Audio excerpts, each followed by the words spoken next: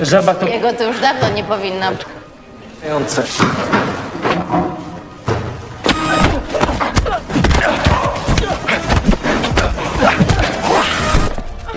Co życie? P***ące. Popatrz.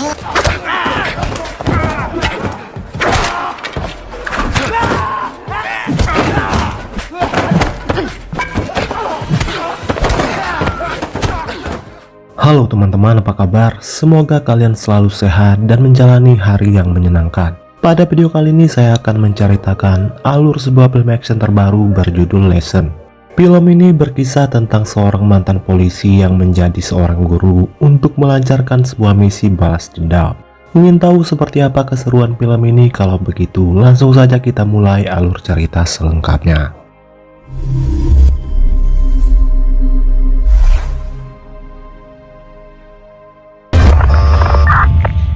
Kurteczkę skupiłem?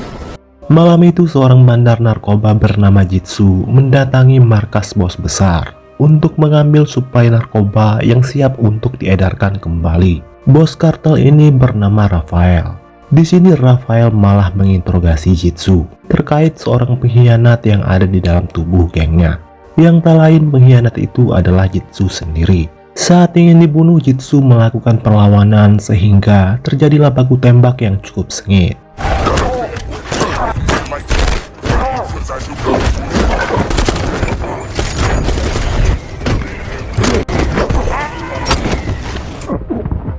Ternyata Jitsu adalah seorang polisi yang menyamar sebagai seorang bandar narkoba, dan nama aslinya adalah Demian.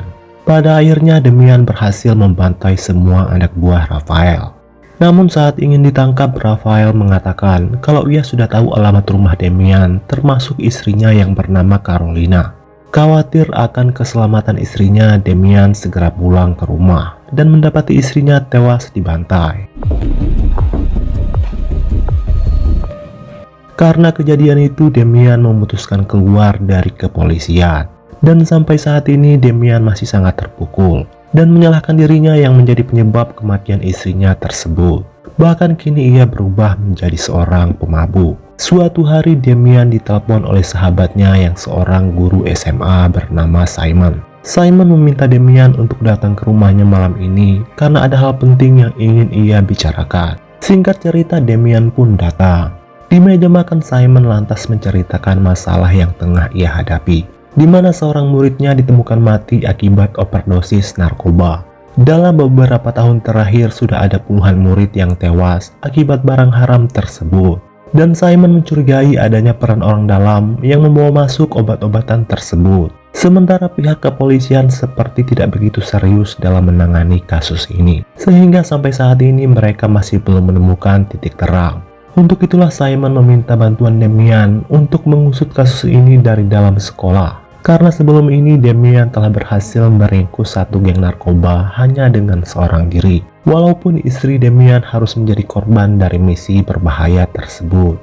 Namun Demian yang masih terpukul terpaksa menolak tawaran tersebut. Lagi pula ia sudah bukan lagi seorang polisi. Demian lalu menyarankan agar Simon menyerahkan kasus ini sepenuhnya kepada polisi. Rację, zostaw to ludziom. Czym ty jesteś zajęty? Daj sobie spokój. Percakapan mereka berdua didengar oleh Camille, anak Simon.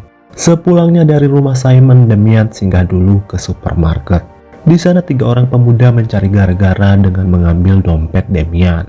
Demian yang kesal lantas menghajar ketiga pemuda tersebut sampai tumbang.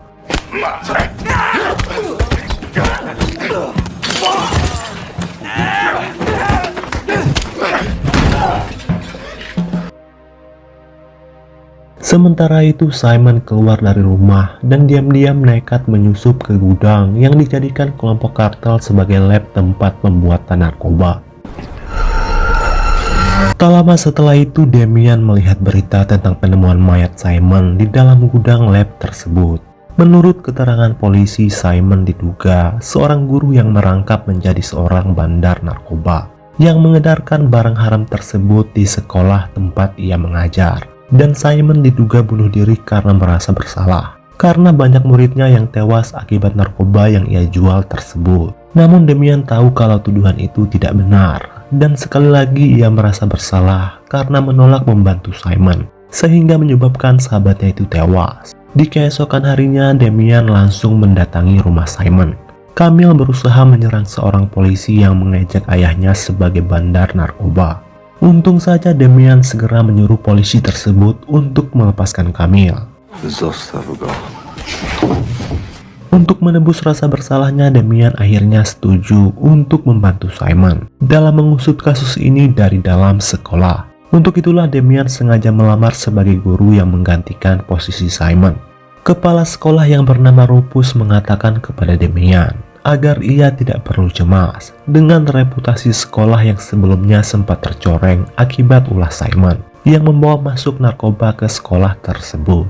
Dan agar tidak kecolongan lagi, Rufus bahkan sengaja merekrut seorang agen keamanan. Di sana Damian berkenalan dengan seorang guru sejarah bernama Agatha. Hari itu juga Damian mulai mengajar. Namun para murid di kelasnya tidak begitu menghargai kehadiran Damian, terutama murid berkepala pelontos bernama Roy ini. Jego to już dawno nie powinno. Untung saja Damian tak sampai gelap mata, karena agen keamanan sekolah segera datang mengusir Roy dari kelas. Agen keamanan ini bernama Stefan. Saat ingin pulang, Agatha dihampiri oleh Roy dan teman-temannya. Dan saat Roy ingin memperkaos Agatha, Damian pun muncul menolong, dan perkelahian pun terjadi.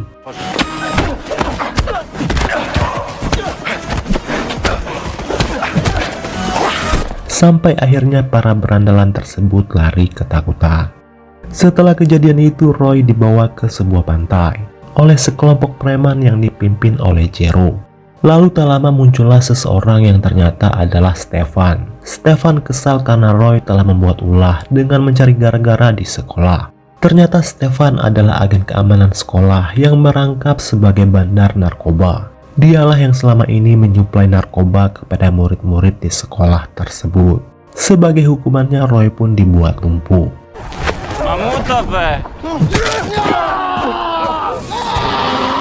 Keesokan harinya, kepala sekolah berterima kasih kepada Damian atas aksinya menyelamatkan Agatha tadi malam. Karena hal itu, sekarang murid-murid sekolah mulai menghormatinya. Mereka tidak menyangka guru baru tersebut sangat jago dalam berkelahi. Bahkan para murid minta diajarkan bela diri. Di sela jam istirahat, Damian pun mengajari mereka.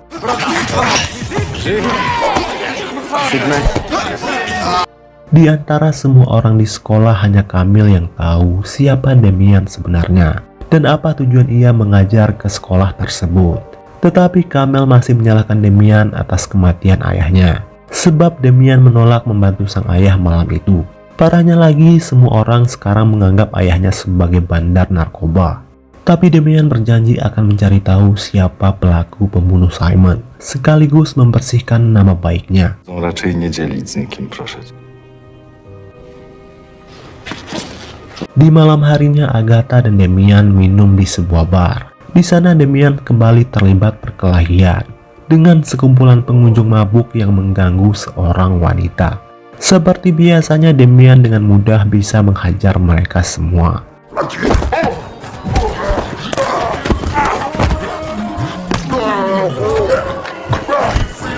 Setelah itu, Agatha membawa Damian ke rumahnya untuk bercocok tanam.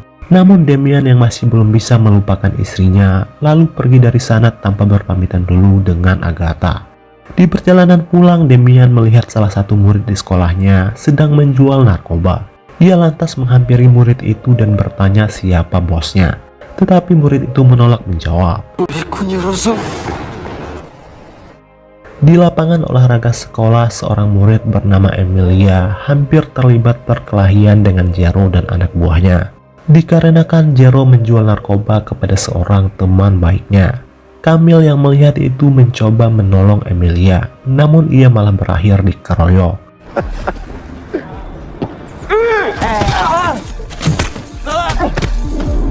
Jero lantas mengancam murid-murid yang ada di lapangan tersebut agar tak melaporkan kejadian ini. Di kelas, Damian melihat wajah Kamil yang lebam. Ia lantas bertanya siapa yang memukulnya. Kamil mengaku kalau ia terjatuh, namun Damian tidak percaya. Ia lantas mendesak semua murid untuk mengatakan yang sebenarnya. Namun tidak ada yang mau bicara, sebab mereka semua sudah diancam oleh Jero dan gengnya. Damian paham kalau mereka semua berada di bawah ancaman. Untuk itu ia membuat pendekatan lain, agar murid-muridnya bisa lebih berani dalam membela diri dan bersuara jika ditindas. Damian lantas mengajak semua murid di kelasnya untuk menyulap sebuah gudang terbengkalai yang ada di sekolah menjadi sebuah dojo tempat latihan bela diri. Di sela itu diam-diam Damian membututi anak buah Jero yang menjual narkoba tempo hari, hingga mengarahkan Damian ke sebuah tempat penyimpanan narkoba siap edar. Kemudian ia melaporkannya kepada polisi. Alhasil beberapa anggota Jero berhasil diringkus, namun ternyata diam-diam Stefan memantau perbuatan Damian. Setelah semua murid pulang, Damian tinggal sendirian di dojonya. Tak lama muncullah sekelompok pemuda bertopeng berusaha mengeroyok Damian.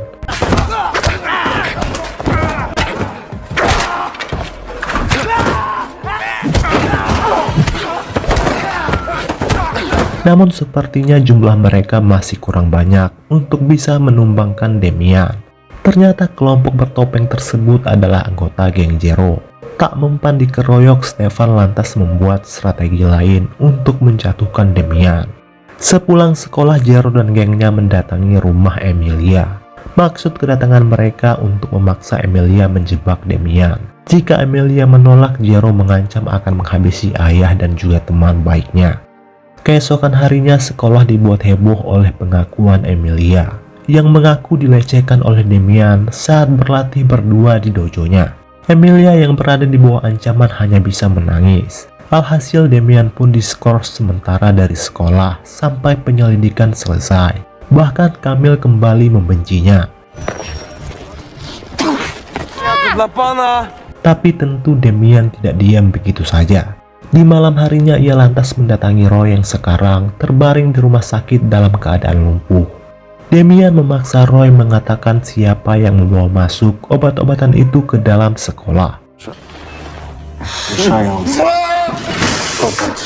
Setelah didesak, Roy akhirnya memberikan sedikit petunjuk mengenai cara kerja pengedaran obat tersebut yang sebenarnya bukan dibawa masuk, melainkan berasal dari dalam sekolah itu sendiri.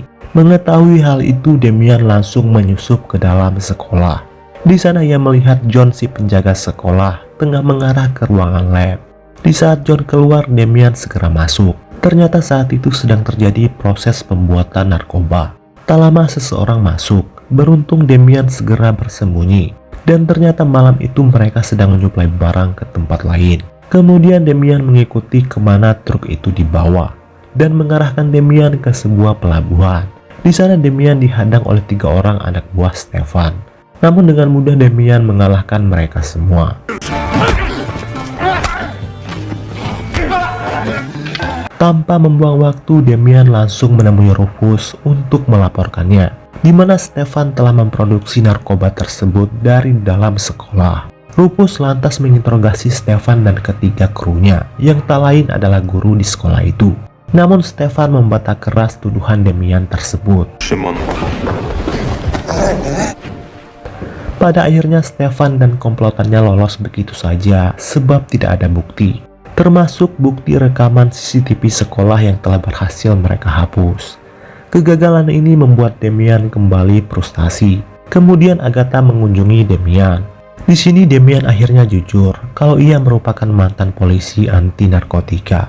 Damian juga menjelaskan alasan kenapa ia tak menerima cinta Agatha, karena ia takut Agatha akan kecewa. Sebab sampai saat ini Damian masih belum bisa melupakan almarhum sang istri yang tewas pada misi terakhirnya. Setelah mendengar pengakuan itu, Agatha pun setuju membantu Damian dalam mengusut kasus ini. Pertama mereka berdua mendatangi Charlie, si guru kimia yang bertugas meracik obat-obatan itu. Namun tiba-tiba Stefan muncul menembak mati Charlie, tanpa sempat membongkar siapa dalang sebenarnya.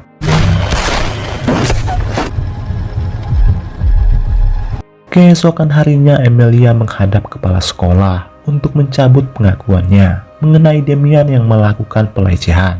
Emilia mengaku dia diancam oleh Jero dan gengnya. Jika dia menolak untuk menjebak Demian, maka ayahnya akan dibunuh. Wziąć proszę. Di lain sisi, Kamil dan murid lainnya mendatangi Demian di dojonya. Mereka semua sudah diberitahu oleh Emilia bahwa Demian tidak bersalah. Tak lama Demian mendapat telepon bahwa Emilia terbaring koma di rumah sakit. Dokter mengatakan kalau Emilia mengalami pendarahan di otak. Tapi mereka semua tahu ini adalah ulah Stefan. Kemudian Emilia memberikan kepada Demian buku kecil berisi peta sebuah pabrik susu yang ia temukan di loker Simon. Tanpa membuang waktu, Demian langsung menuju ke pabrik tersebut. Namun sialnya ia diikuti oleh Stefan. Sesampainya di sana, Demian langsung melumpuhkan seorang penjaga. Ternyata diam-diam Agatha mengikuti Demian. Lalu mereka berdua bersama-sama menggeledah pabrik tersebut dan menemukan paket narkoba siap edar. Lalu tiba-tiba Stefan dan gengnya muncul. Panie profesor. Disusul dengan kemunculan Rufus, si kepala sekolah, yang ternyata adalah dalang di balik bisnis narkoba yang beredar di sekolah tersebut. Rufuslah yang telah membunuh Simon dan mencelakai Emilia. Awalnya mereka pikir Demian tidak akan bisa berbuat apa-apa sebab kalah jumlah. Sampai semua anak murid Demian muncul, sehingga pertarungan terjadi. Murid-murid Demian bukanlah lawan yang mudah, sebab mereka semua sudah menguasai bela diri yang dilatih langsung oleh Demian. Jero tumbang di tangan Kamil.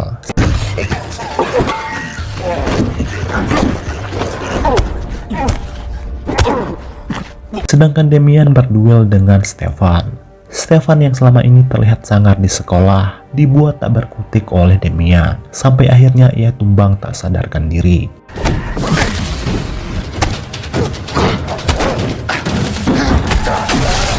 Sementara itu Rufus berhasil menyandera Agatha. Agatha pun memberontak. Lalu dengan sigap Demian memukul Rufus. Ia mengira Rufus telah pingsan. Namun ternyata ia masih sadar dan berhasil menembak lengan Demian. Saat Rufus ingin melepaskan tembakan kedua, inilah yang terjadi. Rufus tewas di tangan Kamil. Pada akhirnya Kamil berhasil membalaskan dendam atas kematian ayahnya, serta mengembalikan lagi nama baik sang ayah. Setelah semua kebusukan si kepala sekolah terbongkar, film pun selesai. Baiklah teman-teman, sampai di sini dulu video saya hari ini. Semoga kalian terhibur dan sampai jumpa lagi di video berikutnya.